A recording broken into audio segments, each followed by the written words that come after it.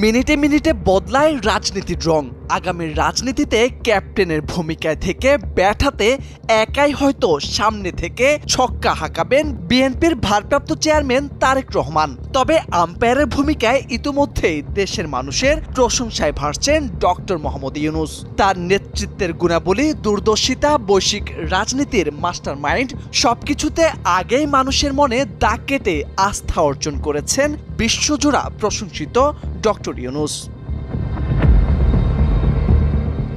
শান্তিদূত doctor Yunus London গিয়েছেন। এমন সময় প্রধান উপদেষ্টা ডক্টর ইউনূসের সঙ্গে বিএনপির ভারপ্রাপ্ত চেয়ারম্যান তারেক রহমানের বৈঠকের গুঞ্জন, টিউলিপের চিঠিতে আলোড়ন এবং আগামী এপ্রিলে নির্বাচন, সবকিছু মিলে বাংলার রাজনীতির বাতাসে বইছে উত্তেজনার হাওয়া। সেই হাওয়ায় ইতিমধ্যেই ভেসে গেছে পালতোলা নৌকা। তাই হয়তো ধানের শীষের নির্বাচনী প্রচারণায় আরও সুখকর হতে যাচ্ছে। হয়তো দেশের সার্বিক ও আগামীর পরিকল্পনার পাশাপাশি নির্বাচনের বিষয়েও কথা হবে তাদের মধ্যে, এমন গুঞ্জন ভেসে বেড়াচ্ছে দেশের রাজনীতিতে। তাই এখন অন্তর্বর্তী সরকারের মূলত করণীয় হচ্ছে বাংলাদেশের অন্তর্বর্তীকালীন সরকারের প্রধান উপদেষ্টা অধ্যাপক ডক্টর মোহাম্মদ ইউনূস 4 দিনের সরকারি সফরে সোমবার সন্ধ্যায় উড়াল দিয়েছেন যুক্তরাজ্যের পথে। কিন্তু সফরের রাজনৈতিক উত্তাপ ছড়িয়ে পড়েছে এরই মধ্যে।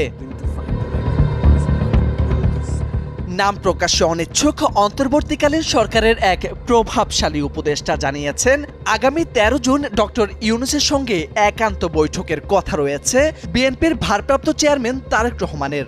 সব ঠিকঠাক থাকলে বৈঠকটি সফরের শেষ দিনে অনুষ্ঠিত হতে পারে বলে ধারণা করা হচ্ছে।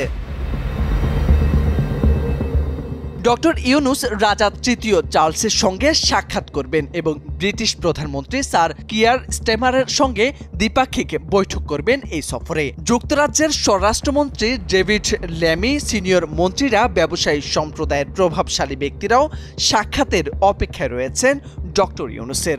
রাজা, প্রধানমন্ত্রী, মন্ত্রী সবাই চান ডক্টর মোহাম্মদ ইউনূসের সঙ্গে সাক্ষাৎ। 4 জুন অনুষ্ঠিত ব্রিফিংয়ে পররাষ্ট্র মন্ত্রণালয়ের ভারপ্রাপ্ত সচিব রুহুল আলম সিদ্দিকী জানিয়েছেন এমন তথ্য।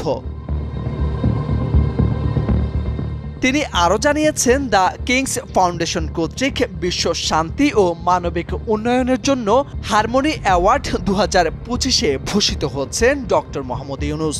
12 জুন লন্ডনে ঐতিহাসিক সেন্ট জেমস প্যালেসে অনুষ্ঠিত হবে এই রাজকীয় সম্মাননা অনুষ্ঠান।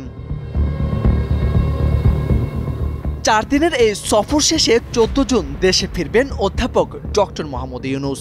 তবে তার এই সফর বিশ্বজুড়ে আলোচনার কেন্দ্রবিন্দু হয়ে উঠেছে, আর দেশে ফিরে সেটির প্রভাব পড়তে পারে রাজনীতির পরবর্তী গতিপথে। মোর্শেদ আলম, সময়ের আলো।